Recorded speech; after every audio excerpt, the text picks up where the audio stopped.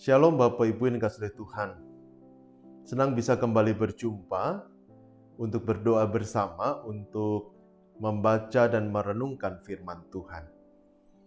Saya percaya Bapak Ibu semua dalam keadaan sehat.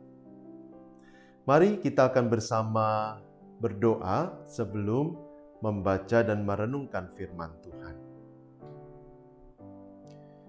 Tuhan yang Maha Baik, Tuhan yang penuh kasih, kami sungguh bersyukur untuk pemeliharaan-Mu dalam kehidupan kami. Dan kami pun bersyukur karena saat ini Tuhan memberi kami kesempatan untuk bersama membuka, membaca, merenungkan firman Tuhan. Kami percaya Tuhan akan menolong kami, sehingga kami dapat mengerti, memahami firman-Mu dan melakukannya di dalam kehidupan kami. Terima kasih ya Tuhan. Di dalam nama Tuhan Yesus kami sudah berdoa. Amin. Bapak Ibu kasih Tuhan, saat ini saya mengajak kita membuka, membaca, merenungkan surat Ibrani pasal yang ke-10. Surat Ibrani pasal yang ke-10 ayat 23 sampai 25. Ibrani 10 ayat 23 sampai 25. Tertulis demikian. Marilah kita teguh berpegang pada pengakuan tentang pengharapan kita, sebab Ia yang menjanjikannya setia. Dan marilah kita saling memperhatikan, supaya kita saling mendorong dalam kasih dan dalam pekerjaan baik. Janganlah kita menjauhkan diri dari pertemuan-pertemuan ibadah kita seperti dibiasakan oleh beberapa orang. Tetapi marilah kita saling menasihati dan semakin giat melakukannya menjelang hari Tuhan yang mendekat. Sampai sembilan jauh bacaan kita pada saat ini. Bapak Ibu yang dikasihi Tuhan, pada suatu hari ada seorang pemuda Kristen yang datang menemui seorang kakek yang bijaksana.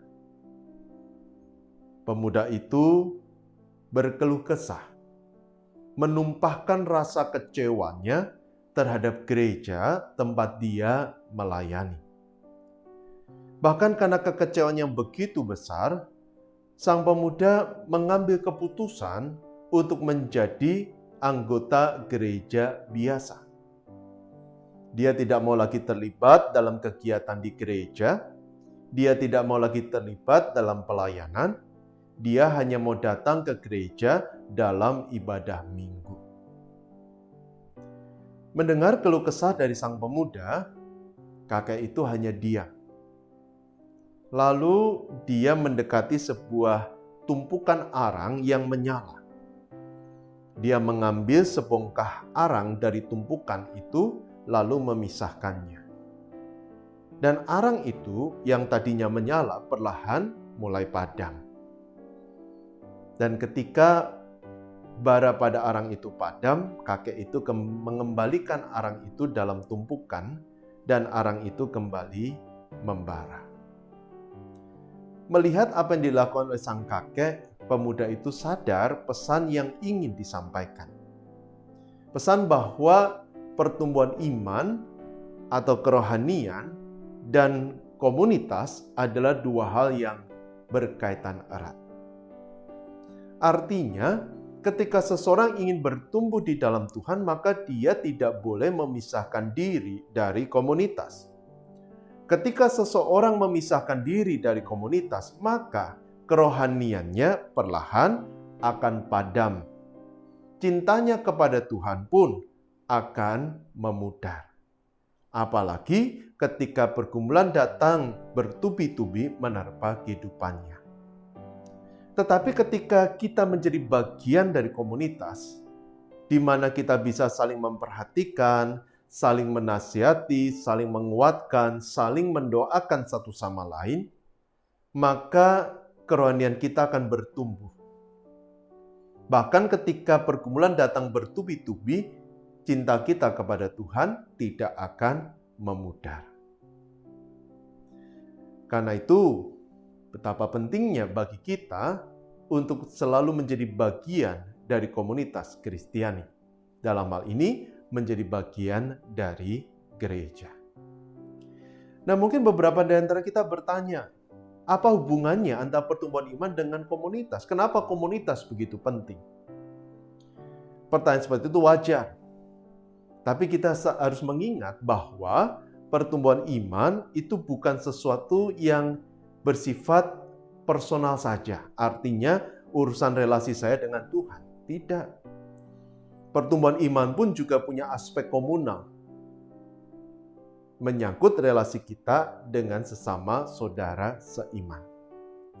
Itulah alasan kenapa di dalam Ibrani pasal 10 ayat yang ke-23 sampai 25, ketika di ayat 23 penulis surat Ibrani mengingatkan agar kita selalu berpegang teguh dalam iman kepada Tuhan, maka pada ayat yang ke-25 di sana penulis mengatakan jangan meninggalkan pertemuan ibadah, jangan meninggalkan komunitasmu.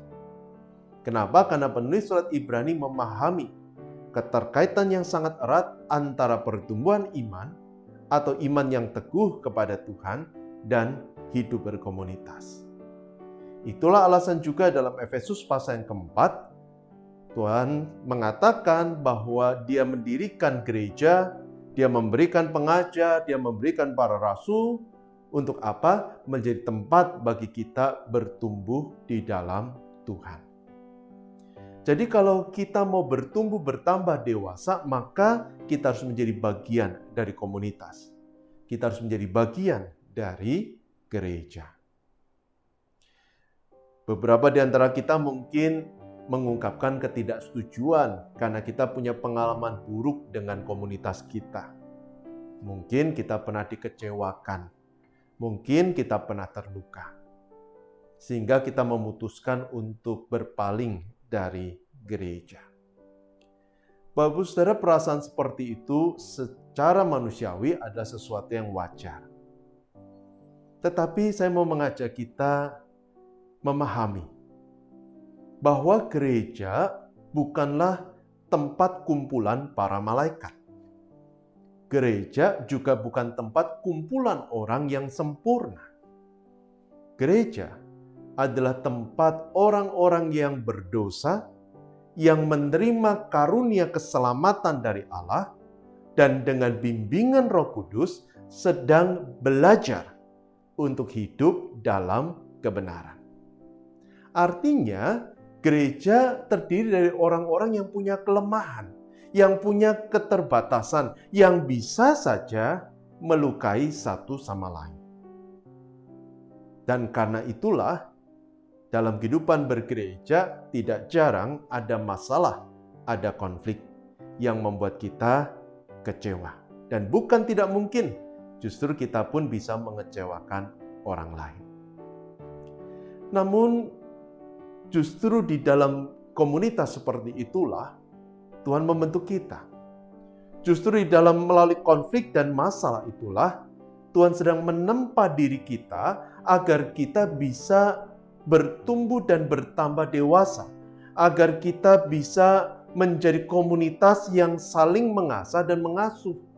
Artinya, kita bukan hanya menghakimi, tetapi kita juga mengevaluasi diri.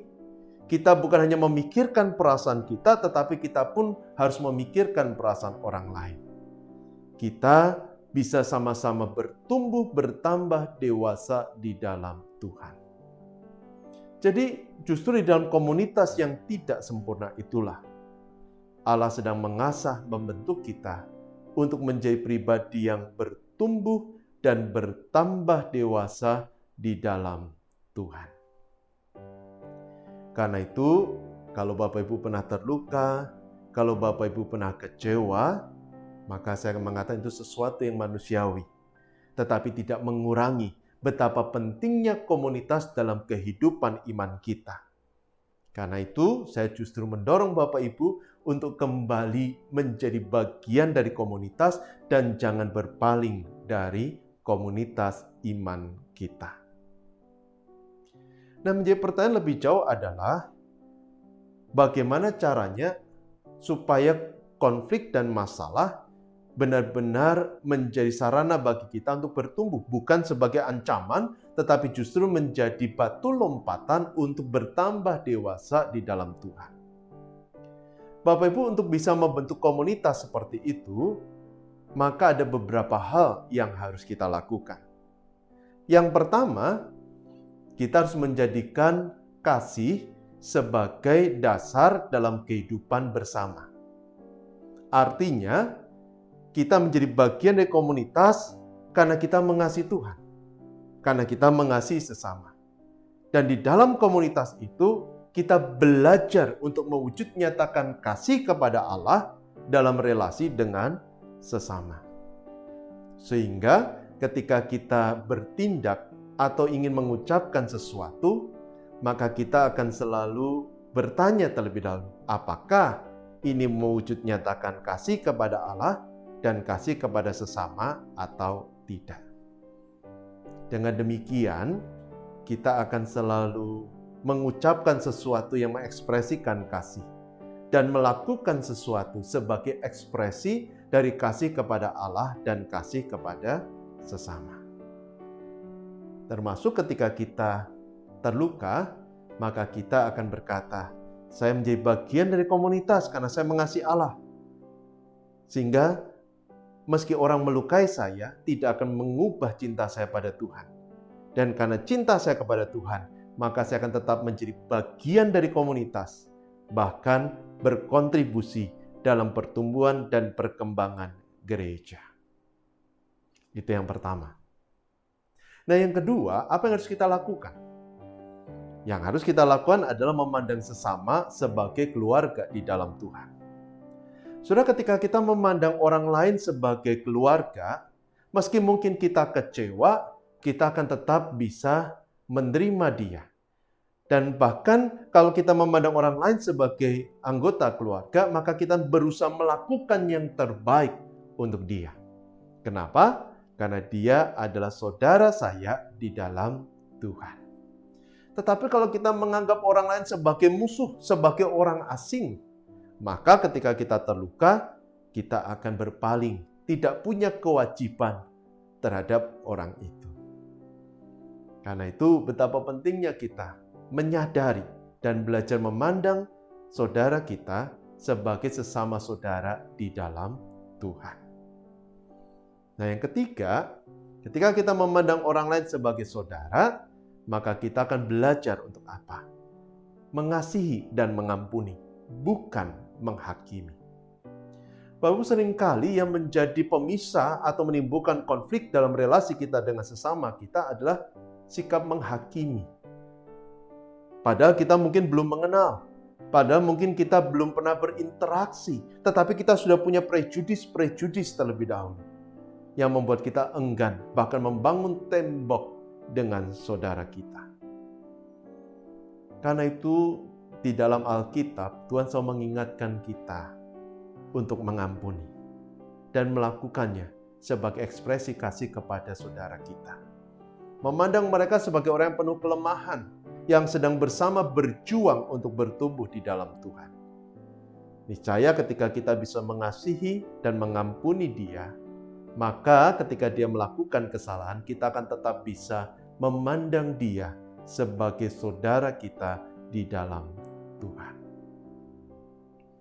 Nah, ketika seorang mengasihi, mengampuni lebih daripada menghakimi, maka itu akan membuat dia selalu mengevaluasi diri daripada mengevaluasi orang lain. Ketika kita mengevaluasi diri, kita pun akan menyadari bahwa kita punya kelemahan, kita punya keterbatasan, kita tidak luput dari kesalahan. Sehingga kita tidak berhak untuk menghakimi, apalagi menilai orang lain. Dengan demikian, kita bisa tetap mengasihi mereka. Yang kelima, supaya kita bisa membangun komunitas yang saling memulihkan, saling menyembuhkan, saling mengasihi, saling memperhatikan, maka kita perlu belajar untuk memberikan masukan yang memulihkan, yang menumbuhkan, bukan menghancurkan. Artinya saudara, ketika kita melihat saudara kita menyimpang dari jalan Tuhan, kita punya kewajiban untuk menegur mereka, memberi masukan, tetapi harus menyampaikan dengan cara yang tepat, dengan pada waktu yang tepat, kepada orang yang tepat. Dengan demikian, maka kita tidak akan melukai hati orang lain, tetapi kita justru menolong mereka untuk bertumbuh di dalam Tuhan. Nah, banyak kali komunikasi inilah yang menjadi pemicu konflik. Ketidakmampuan kita untuk berkomunikasi dengan baik atau mengkomunikasikan kebenaran dengan baik. Kita cepat marah, kita bahkan tidak jarang berkata kasar, kita tidak bisa memahami pergumulan orang itu, memahami waktu yang tepat. Padahal, kalau kita menyampaikan dengan cara yang tepat pada waktu yang tepat untuk alasan yang tepat, maka orang itu akan bertumbuh karena masukan yang kita berikan. Karena itu penting bagi kita untuk menyampaikan masukan dengan cara yang tepat pada waktu yang tepat, tentunya dengan alasan yang tepat. Nah, Bapak Ibu yang dikasihi Tuhan, ketika kita melakukannya terus-menerus, melakukan sebagai wujud kasih kepada Allah dan kasih kepada sesama, maka disitulah kita akan bertumbuh bersama di dalam Tuhan. Kita akan saling mengasah, saling mengasuh. Kita akan bisa semakin bertumbuh dalam cinta kepada Tuhan. Tentu gereja bukanlah tempat yang sempurna. Gereja adalah kumpulan orang yang berdosa, yang menerima kasih karunia Allah, yang sedang belajar untuk hidup dalam kebenaran dengan bimbingan Roh Kudus. Karena itu, mari kita mengesampingkan rasa kecewa kita. Mari kita belajar untuk mengampuni. Mari kita kembali menjadi bagian dari komunitas. Bahkan mengembangkan komunitas kita sebagai sebuah komunitas yang menumbuhkan, yang menyembuhkan semua orang yang ada di dalamnya. Amin. Mari kita bersama berdoa. Tuhan yang Maha Baik, Tuhan yang penuh kasih, terima kasih untuk firman yang boleh kami renungkan bersama pada saat ini. Firman yang mengingatkan kami betapa pentingnya menjadi bagian dari komunitas bagi pertumbuhan iman kami. Karena itu Tuhan, hamba-Mu memohon apabila ada di antara kami yang mungkin pernah dikecewakan, pernah terluka. Tuhan, hamba mohon Engkau yang berkenan membalut hatinya dan memulihkan luka dan rasa kecewa itu. Kalau ada di antara kami yang mungkin juga pernah melukai atau mengecewakan orang lain, baik disengaja maupun tidak disengaja, Tuhan, tolong kami agar kami bisa menjadi lebih baik, sehingga kami tidak mengulangi kesalahan yang sama, tetapi kami justru berkontribusi dalam pertumbuhan iman saudara kami. Tuhan, tolonglah setiap kami. Kami semua manusia yang penuh dengan kelemahan, tapi kami belajar bersama, bergandengan tangan, bertumbuh bersama, dan menjadi semakin serupa dengan Kristus. Dan hamba-Mu percaya, komunitas-komunitas Kristen, gereja-gereja Tuhan, termasuk GKI Kutisari Indah, sungguh akan menjadi gereja yang bertumbuh, bertambah dewasa di dalam Tuhan. Terima kasih ya Tuhan. Saat ini hamba pun juga ingin berdoa untuk setiap kami dalam pergumulan kami masing-masing. Kami yang bekerja, kami yang mengelola usaha, Tuhan yang berkenan memberkati. Kami yang studi, Tuhan yang berkenan tolong. Kami juga berdoa untuk keluarga kami, berikan damai dan sukacita, sehingga kami boleh bertumbuh bersama di dalam Tuhan. Berkati juga ya Tuhan untuk saudara kami yang sakit, Tuhan berkenan menjamah, memulihkan, dan juga untuk saudara kami yang sudah lanjut usia, Tuhan berikan kesehatan, Tuhan berikan kekuatan, Tuhan berikan sukacita, damai sejahtera, sehingga meski usianya sudah lanjut, tetapi hati cintanya kepada Tuhan tetap besar. Kami pun juga berdoa bersama untuk gereja Tuhan GKI Kutisari Indah, Allah yang berkasih karunia. Gereja ini milik Tuhan. Tuhan yang telah mendirikan gereja ini dan memimpin hingga pada saat ini. Hamba memohon Tuhan yang berkenan tolong, sehingga gerejamu boleh terus bertumbuh di dalam Tuhan. Ampuni kami dan mampukan kami, giatkan kami untuk berkarya bagi Engkau. Berkati juga kota Surabaya, berikan damai dan sukacita. Berkati Provinsi Jawa Timur, berkati bangsa dan negara Indonesia. Terima kasih ya Tuhan. Dan hamba-Mu ingin menyerahkan setiap doa dan permohonan ini ke dalam tangan kasih-Mu. Dan memohon Tuhan berkenan mengulurkan tangan dan memberikan berkat. Bapak Ibu ini kasih Tuhan, arahkan hati kepada Tuhan dan terimalah berkat dari Tuhan. Tuhan Raja Gereja yang telah mengaruniakan keselamatan bagi kita dan menjadikan kita sebagai bagian dari gereja. Kiranya Dia akan memberkati, memberikan damai, memberikan sukacita, memberikan hikmat bijaksana, memampukan kita untuk mengelola berkat dari Tuhan menjadi saluran berkat bagi sesama. Kasih anugerah Tuhan dicurahkan dalam kehidupan saudara dari sekarang sampai selama-lamanya. Amin. Tetap semangat, tetap sehat, tetap penuh dengan sukacita. Kasih Allah mengiringi kita semua.